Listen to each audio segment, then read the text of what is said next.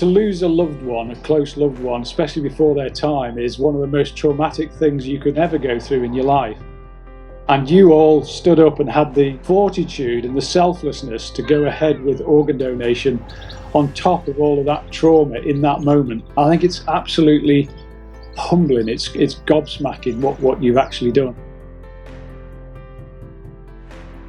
The organ donation process is not an easy journey for anyone involved. Being by your side when you receive the devastating news that your loved one is not going to survive is extremely difficult and emotive. You are at your rawest point, full of grief, anger and pain, but you consider the lives of others by saving them. And this is truly admirable and courageous. Without people like our donors and yourselves, people waiting for life-saving organ transplants would have no hope.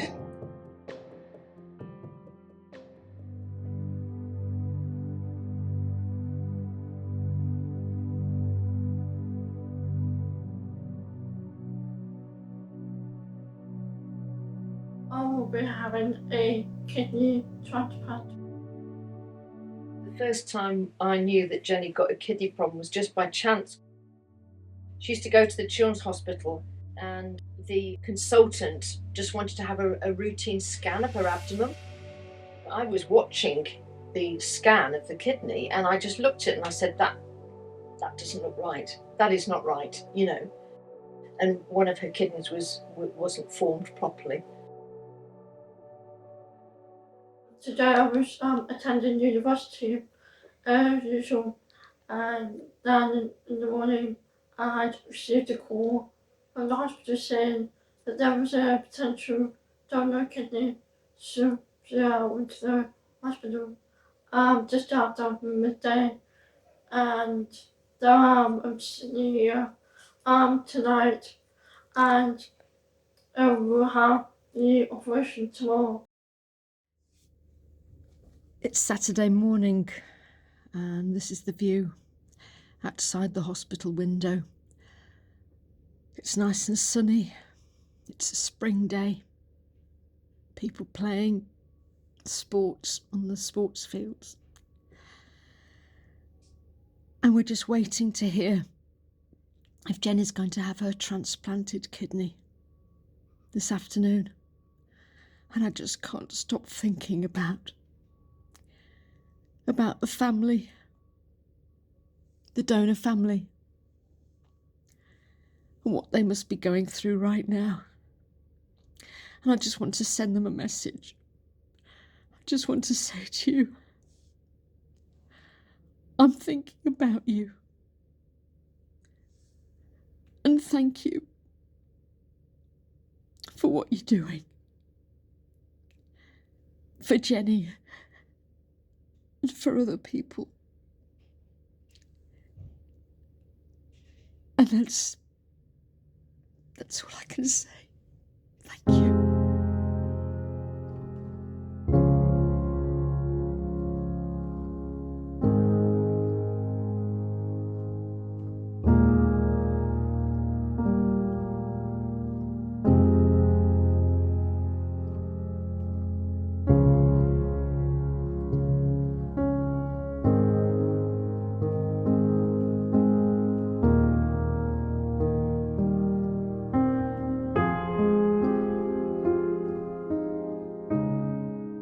I think for me, as her mum, I think it was the thought of going back on dialysis. Because she's not back on dialysis yet, because her kidney function is just at that point where if it drops again, it's dialysis. And we're just sounds awful, we're just hoping that she'll get a call and she'll get a transplant before she has to go back on dialysis. That's the thing that I'm. It's a big deal for me to be able to help her with the dialysis. As a deafblind person, she can't do the attachments herself, and you have to be trained to do the attachments. You have to be trained. You have to go into hospital. You have to be trained how to wash your hands. You have to be trained how to connect up to the machines. You have to be trained how to react if the monitor goes off in the middle of the night because the tubes get twisted on the machine. And as an older person now, having to support a young woman who's deaf and can't do it herself. She can't do that herself. Whereas a young person of her age, if she didn't have these additional disabilities, could do that. She could take responsibility, but Jenny can't. So I'm really anxious about that. And there's only the two of us.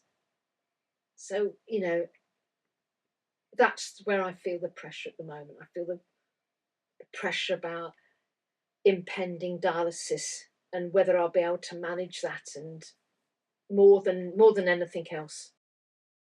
As you can see, I am doing the dialysis now, okay? And as you can see here, you have the catheter that will go from into the duodenum, and then this connects here down to the patient's line, and that is the line that connects this machine.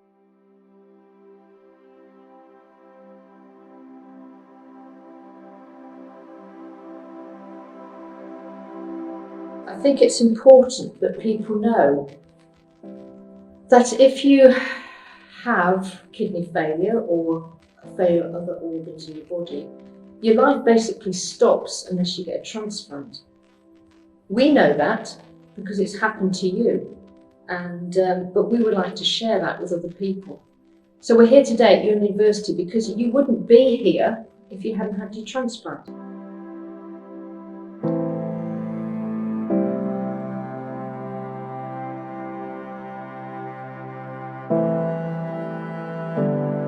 Transplanted kidney worked really, really well, really quickly. It didn't have a sleeping period. Her creatinine was really low. It went under 100. It was amazing. There's a photograph of her on the morning of the transplant, of her standing outside the hospital. And a few days later, she was up, walking round. Even when you've had your transplant, you're back into hospital all the time. They're monitoring everything for rejection. She had her transplant on the 26th of February, and then about June, the kidney function started to drop, so they weren't sure what that was, and that's when they needed to fit her with a stent. So that was an emergency operation for the stent. You have to be mindful that you just have to look after this precious gift. And that's what it is, it's a precious gift.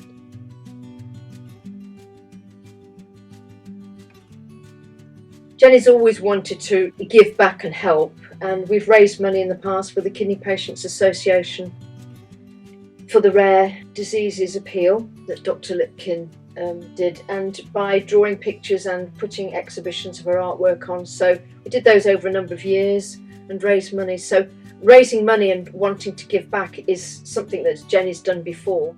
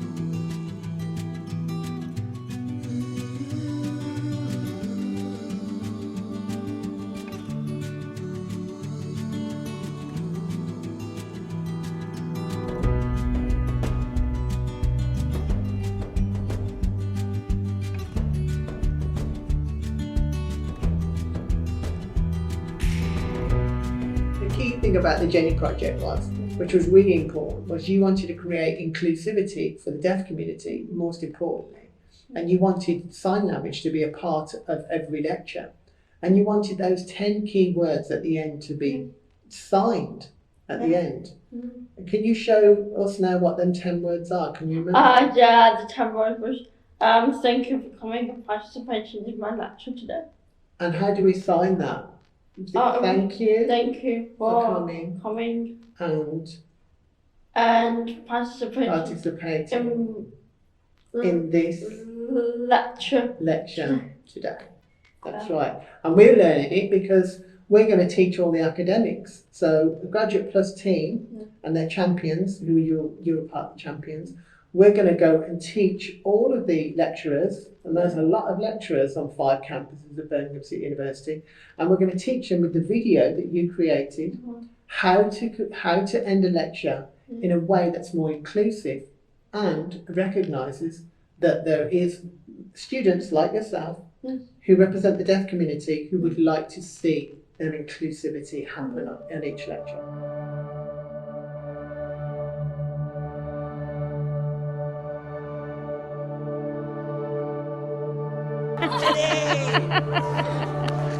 Woo! Video! Hello!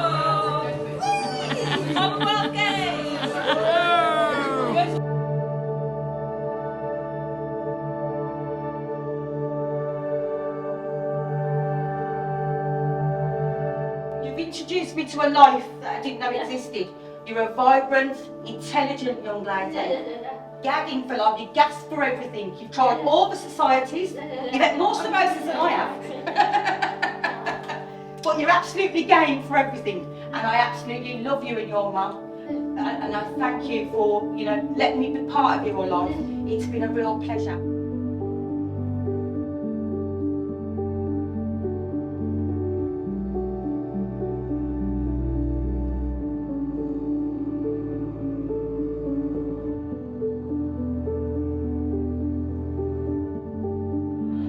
Well, it was a very exciting experience for me, just taking part in itself.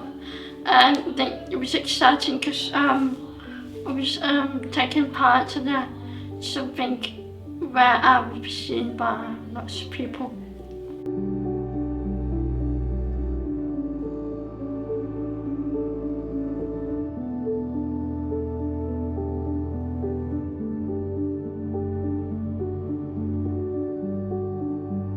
And can you explain to people, I know we've spoken about it a bit before, what is it like waiting for a transplant? How would you describe it as someone that's waiting for one? It's okay, to be honest, for the university so far. I just put it out of mind, and not really worry about it. So I did get a call at the beginning of April, and I was like, I had my hopes up thinking, oh yeah, this is the time I will have the kidney transplant. But to find it wouldn't go ahead, that was a bit of a disappointment.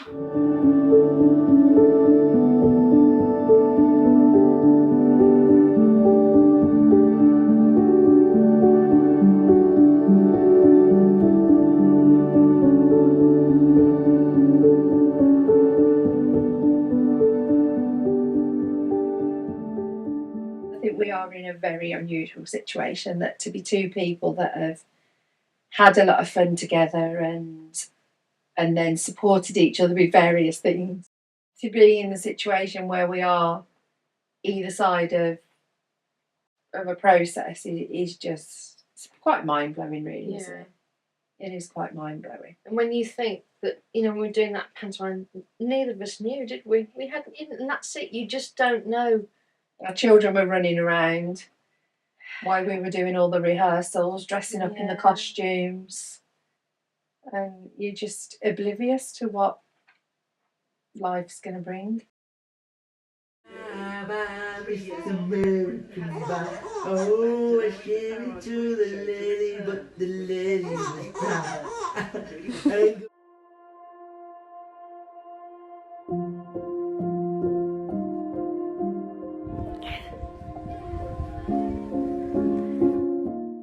Been together 9 years. It's like you and them, isn't it? You're just a part of somebody, and like from me to go with somebody, a partner, having like Parker's dad, and then having a house to go in, like no partner, you've got a 6-month-old baby, and then living back with your parents was just, it was massive. Send it to heaven to Daddy. Let go. Let go. There we go.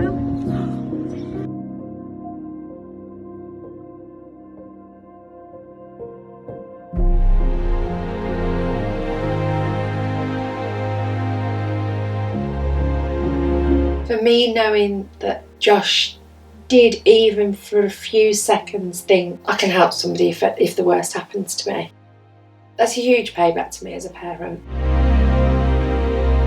You wanna try to fake it.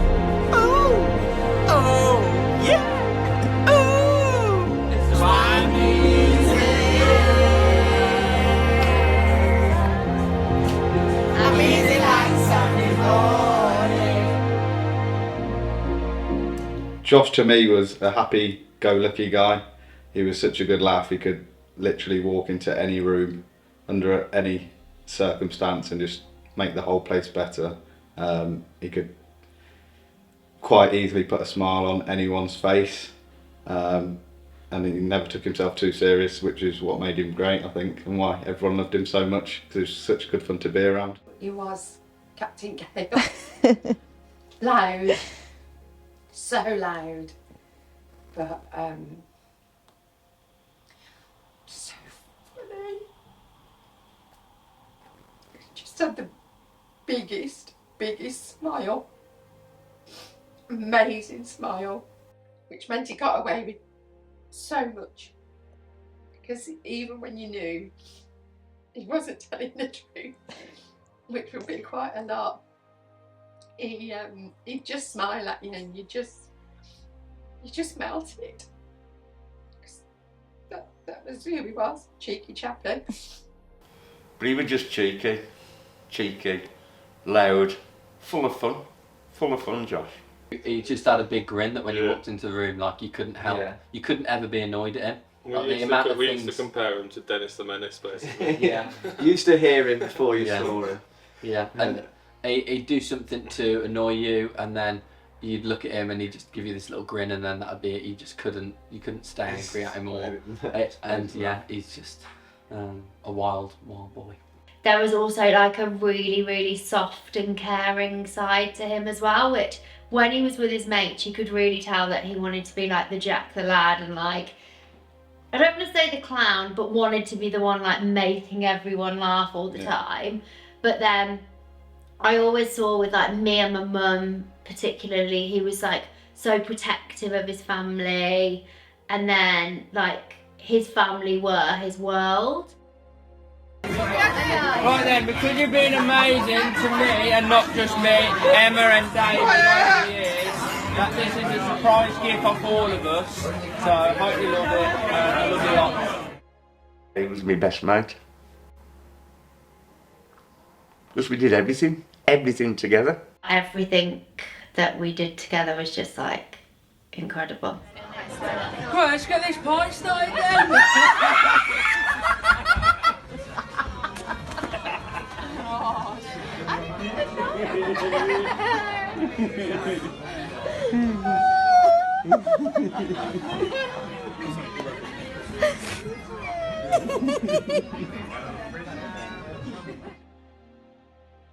He used to call us like randomly on the way back from work. Like majority of the time, it was a Thursday or Friday to see what we're doing at the weekend, sort of thing. But he'd even call you like on a Monday or Tuesday just to see, just be like, "I just want to call you on my way home from work. How was your day?" sort of thing. So he was actually, you wouldn't necessarily think that at first in the way some of the other stories that we say, but he was a very kind-hearted lad as well as a nutter.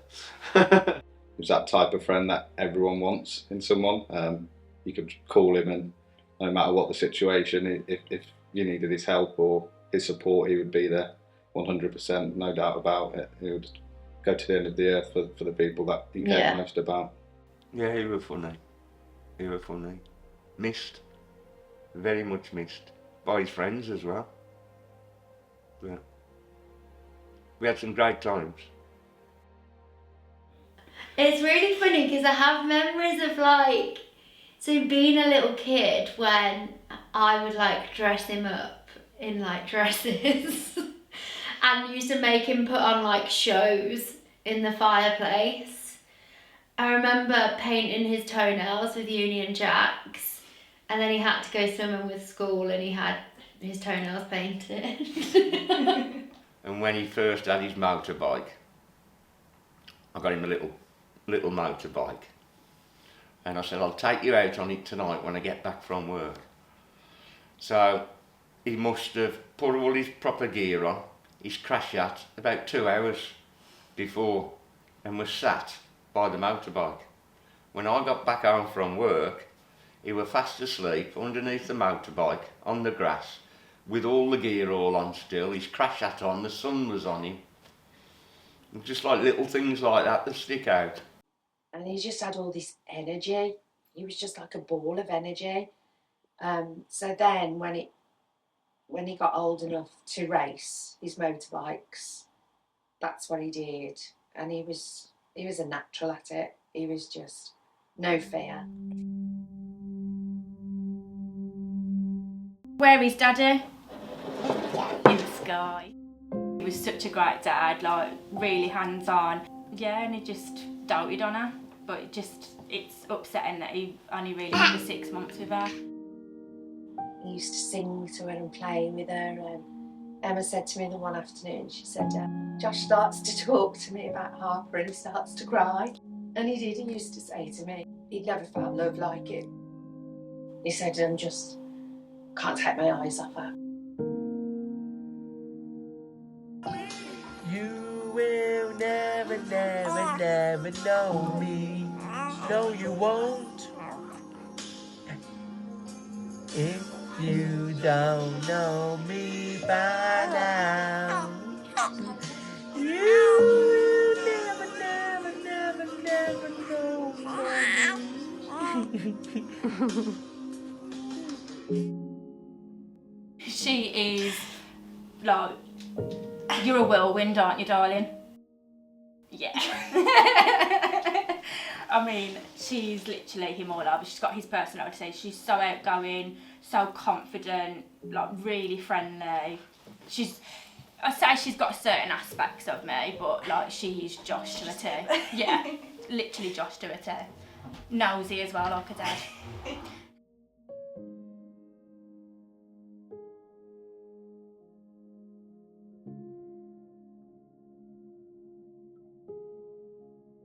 And he got in the car and he, typical Josh, just it wasn't enough. He was having such a good time, he didn't want it to end, he wanted to carry on, he wanted us all to go back to this party. And so we'd pulled out of the venue and was on the dual carriageway. And he was really, really not happy and quite vocal about we were all boring and he wanted to go to this party. And then he opened the door of the car to get out and fell. I called the ambulance. I think I went into sort of panic mode as well because I obviously could see him was there lying on the floor and obviously could see a lot of blood coming from his head. And they were like asking me where I was and I was like, I don't know, like, I can't remember the name of the road, don't know the A road or whatever. They got teams there and they got him in the back of the ambulance and then I could see he was being sick. And I was like, oh, thank God for that. So they're like, okay, we're going to take him to Stoke Hospital.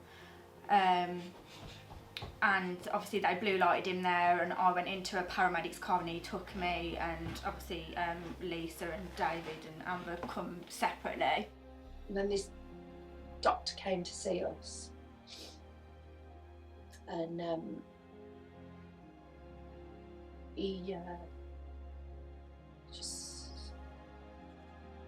stood with us and said Josh had been for an MRI. He severed his brainstem. He's non-responsive. I didn't even hear him say that they'd put him in a coma. And then all I heard was my experience. He won't wake up. I remember just seeing all these like monitors and wires just coming out of him, and I just remember like his like left side being really like swollen, and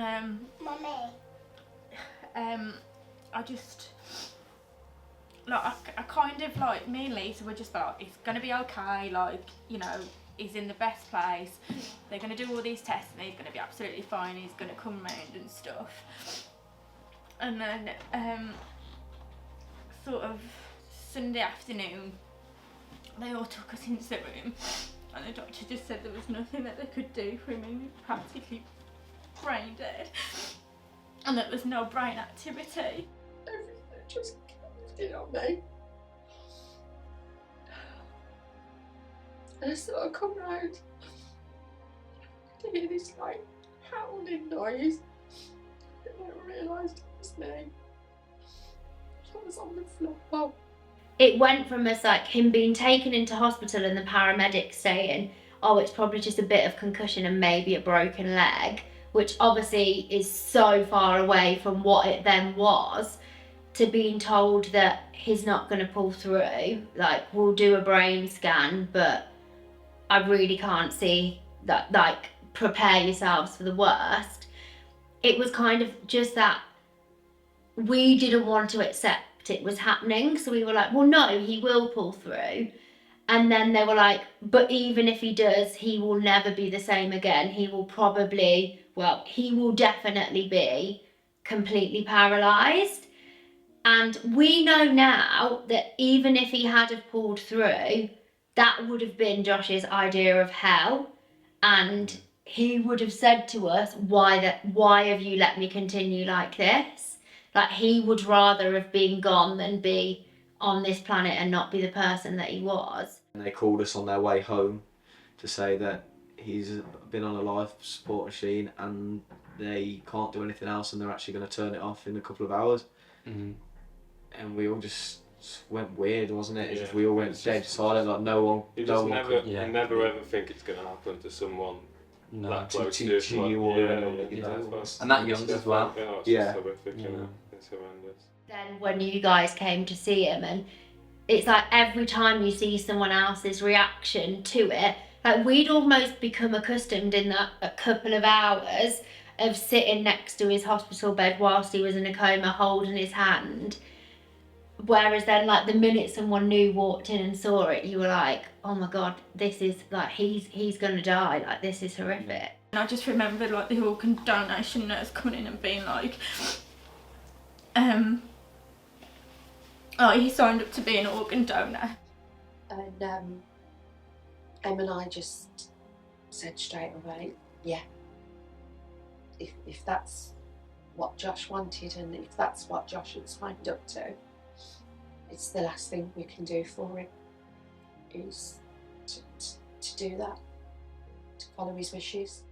If you don't talk to your family and your friends about that before, no one can make an informed decision because it doesn't feel real. So why would you be thinking about parting with your loved ones' organs, or you're not thinking about a future or about anyone else at that moment in time because you are so engrossed in this weird nightmare, you're gonna, like, it's not real dream. Emotions are everywhere as well, aren't they? So the last thing that you want to be doing in that circumstance is making a decision like that. So thank God Josh made it for us, and I think no one had to make the call and have the additional stress and pressure of that decision. And at the time, you don't understand the benefits from doing it because all you're thinking about at that moment in time is, we are losing this person, they're dying. You don't think they're dying, their life can't continue, but there's so many people out there whose lives can. Like, if we were to talk about it now, I'd be like, yeah, like 100%, if I was gonna die, I would want to help save other people because we've lost someone young, and had Josh's injury or had an illness been something that could have been fixed, without a shadow of a doubt, we would have said yes to having an organ off someone else. So to be able to put yourself in the position now where you're like, Josh has done that and has saved people, gives it a totally different meaning. We'd had a letter before the funeral because my brother read it out as part of his eulogy, and it had given us a background on the people that had received Josh's organs. Sort of brief outline of what their illnesses were and how long they'd been on the register, how long they'd been waiting, and that there were 6 people that had received gifts. And we'd put in the order of service and everything as well, the link to the donor page, and so many people were just so blown away by the fact that Josh was a donor. I just don't think it was anything they thought someone like Josh would ever have considered. You know, someone who lived so in the moment, just wanted everybody to be happy, would have given such foresight into what he wanted to leave. It was rewarding to hear about their family, young children. He literally got days to live.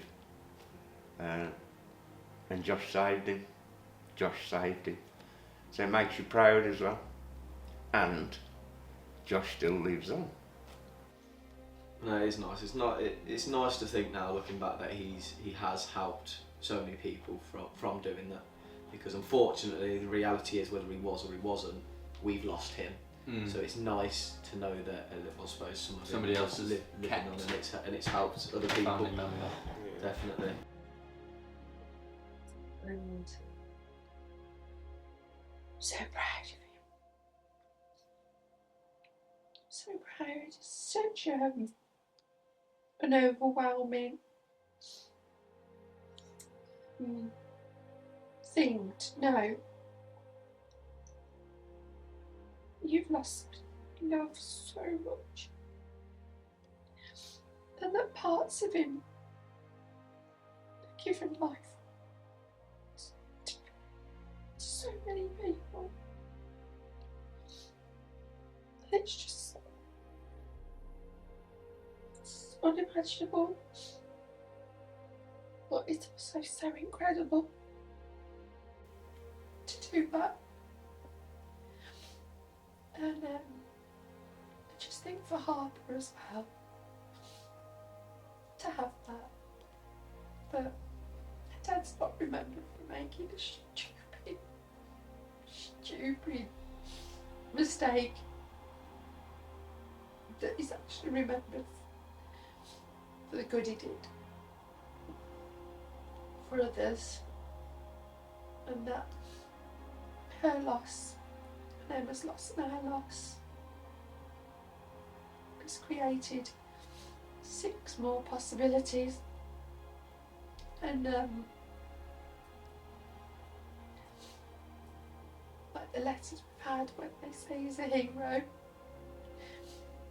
he didn't die in a heroic way at all. He died because he made a stupid mistake. But it helps to have that focus.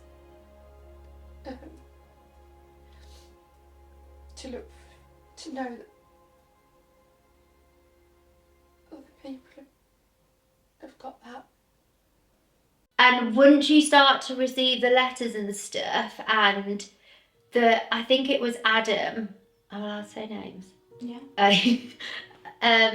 Adam, which was the guy that received his liver, like when he wrote the letter to us and he was like talking through like what his family were going through in hospital, it's like at that moment in time, his wife and his parents and his children were going through exactly the same emotions as we were as a family, but they got a miracle.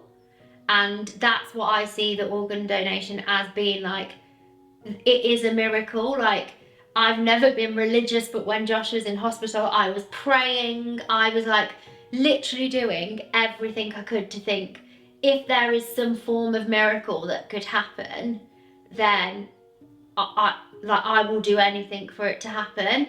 And for Adam, I think that Josh was his miracle, and we were able to stop that family from experiencing the pain that we've gone on to. My name is Adam, and I would not be here speaking today if it wasn't for the selfless gift which Josh passed to me. My wife and my 3 children almost lost their husband and dad. Thanks to Josh and the excellent liver doctors and nurses, we can all carry on making memories together. People like Josh are the real heroes. I never met Josh, yet he has a special place in our hearts forever. Please help Sue and Lisa raise the vital funds for the new transplant centre. This will help many more people and will be a forever legacy for Josh. Make sure you make your wishes about organ donation clear. Don't leave your family guessing until it's too late.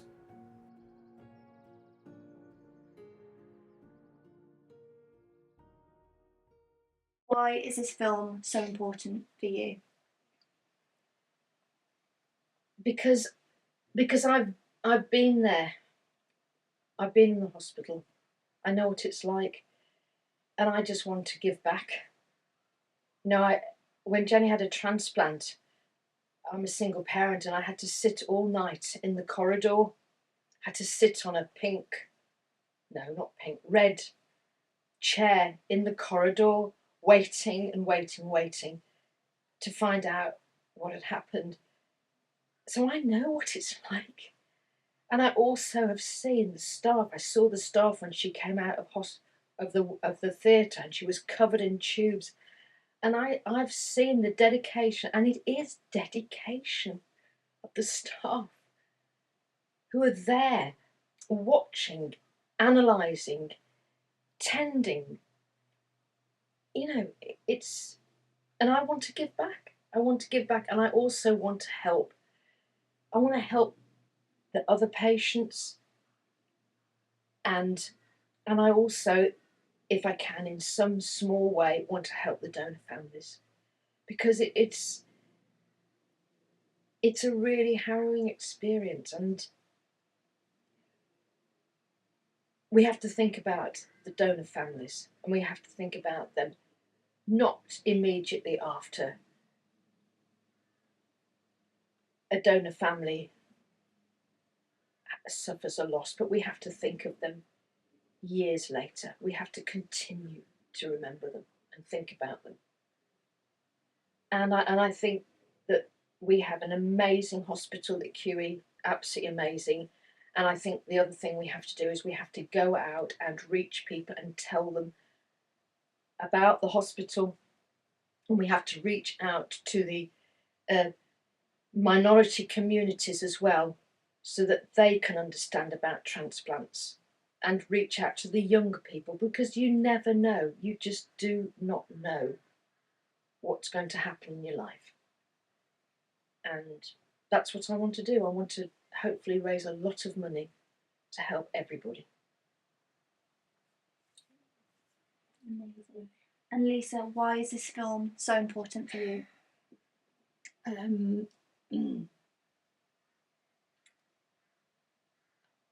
It's the worst thing any mother can ever imagine to face, losing a child and burying a child. You have your life ripped away from you in a matter of minutes, and I think all you ever hope for your children is that they're kind and caring and compassionate and generally good human beings. And for me, Josh's life was a waste for him to die the way he did. And for me to do this film and talk about so many subjects that are so taboo to a lot of people, to talk about death, to talk about being a donor, to talk about grief, I think these are all things that unfortunately affect all of us sometime or other. And if we can always try and turn whatever situation that we go through into something that's positive in some way. And I do see that for me, to remember Josh as a hero, the fact that he saved 6 people is just an incredible, incredible way to remember him. And the fact that he was loud and funny and a daddy. But I just think, as a family that lived in the moment and just lived our life in a way that, like most people, never really having to deal with things like Sue's had to deal with Sue and Jenny, and illness and different things like that. And yet our worlds have collided, and not just through being friends, but in our hope to help others and to help make a difference. And I think there's a lot to be said for being able to help others, because when you want help, there's nothing. You just want people to help you when you're desperate. You want help, don't you? You're reaching out to people and you want them to help you. So it's important to give to others so that life's a balance.